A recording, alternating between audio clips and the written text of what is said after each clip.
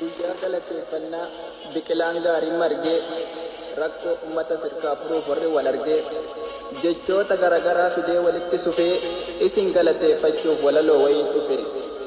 Biyya ormaa keessatti wanta meeqan hiddamaa hawaasaaf tumsa godhuuf fudhattanii dirqamaa.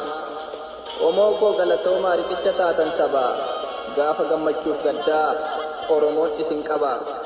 Erkoo isinii ta'ee Rabbi isin gargaaree firiin keessan biqilee kunoo har'a daraaree biyya keessa fi alaasaa hidhanii karra haqaa ifaajeen keessan kunoo ummata bira dhaqaa.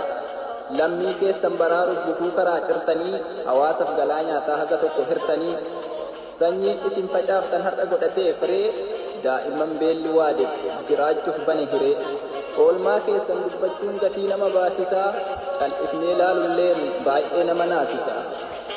Egaa baabaan sheekriyaa jiran barsiisan daandii haqaa ijoollee keessa taa'aa kan of hin dhaanne maqaa ogeessa hundaan guutuu amantiin naman hirree hayyuu guddaa fi xiqqaa tuffachuun biran jirree achiin diinii barsiisaa asiin hawaasaa iyyaa anillee rafeen bulu jedhan rakkoon ummataa kiyyaa. Galata baabaa keenyaa ani hin danda'u himee warri na caaltan koottaa jechoonni natti cimee. Baabaa sheekriyaa jechuun mallattoo hayyummaati sagalee saba bal'aa kilinika fayyummaati. Hayyuu furtuun beekumsaa ilmaan isaan dhaalame ogeessa wallaaltonni meeqa ittiin yaalame.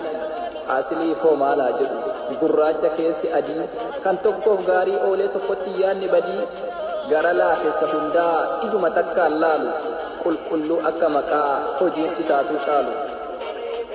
Gameessa lafaa dhufaa dubbii dhangumaa fitu gaariin ati hojjette dhalootatti haalitu misaa'ila arrabaa gurra irraa cufatee qilleensa oduun deemuun hin raafamne gufatee kan lammummaan Oromoo jeensiyaan isaa chaayinaa ifatti haa dubbannu dudduuban maaliif qaayinaan.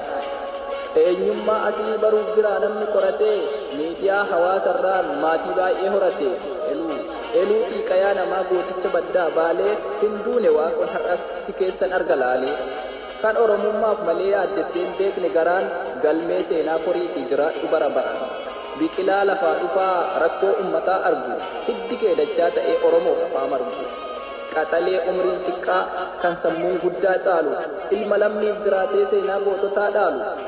Eeluudha warri hin beekne isinii kaasuu maqaa guddisa Huseen Bunee sanyii leencati haqaa.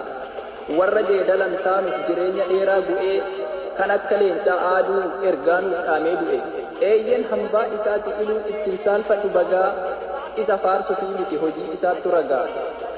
Kan akka Nasrii Aanolee otoo dhalatee dhibbuu kan rakkoo sabaan feene jiraaree namni jibbuu bilchaataa yaadni guddaa kan umriin isaa xiqqoo baganuuf gumaachitan Oromoon keenya siqqoo. Biqilaa lafaa margu kan laallan ijaa toluu isa gadoof gadaddoo sabarraa dafee qoluu. Nasrii gaafa gammachuu gaddas namarraan hafnee wal jabeessaa qomoo koo walitti akkan safne. Hin xumurre na haftu intalli warra guddaa oolman makkiin dhumanne fixuuf yeroon na muddaa.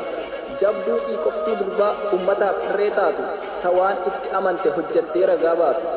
Ishee oduun hin deemne sammuu bilchaattuu qabdu gaafa gaddaaf gammachuu Oromoo biraan dhabdu. Jabaattuu itti fufi daandii bareeda qabdee duubatti hin deebi'in jechaan hamilee cabdee. Mubaarakis dubbisee gahee isaa himee darbaa seenan isaa galaana daakaniin dhumu garbaa. Ombolaansii jedhuunii kan addunyaan mindeesse tola ooluun beekamee kan ummata qindeesse. Abbaa miskiinaa jechuun qomoon moggaaseef maqaa dhugaa lafa jiruudha irraan mulqamu haqaa. Galatoomisii jechuu barbaada Jamaal Godii ufitti nu aansite akka uffata bodii. Jabaa ufin qusanne gaafa lammii iyyatu nama na argaan beekne kan rabbumaaf niyyatu. Ummata isaa irraa hidafne takkaa didee karaan fagaaten jedhu in dhufa leenca fidee. Kan akka Abu Yahayaa ulfaatan namaa meeqa osoo taa'uu dadhaban rakkoon kun kiyyaaf seeqa. Ummata nagaa dhabe qarri isaa ture doomaa xiqqoo ifa fiddanii hundinuu galatoomaa. Egaa saba koon gabroominaa qe'ee dhiiftanii baataa. Harka namaa eeggattee barsee waan qabne taataa daartee uffata dhabda kophee miilaa si dhumtee qaamatu madaa baasa xiqqaaf guddaan si tumtee. Akaayyiidha nyaanni kee filatteen beektu coomaa yaaddoodhaan haguugamta guyyaa hundumtuu sooma. abbaan ilma baqatee yeroo dheeraaf turanii deebi'anii wal arguuf ilmoon dhagaa uranii roorroon daangaa dabartee mataa gubbaanu teessee ufii qalattee nyaatti immoo daandirra keesse kan ilkaan akkan daa'ime utubee qabu ergaa har'as akkuma durii qalamni kiyya mirga namaatti hin darbu cubburraa ufa dabaa dhalootaaf galaa jiru wala loonan katabaa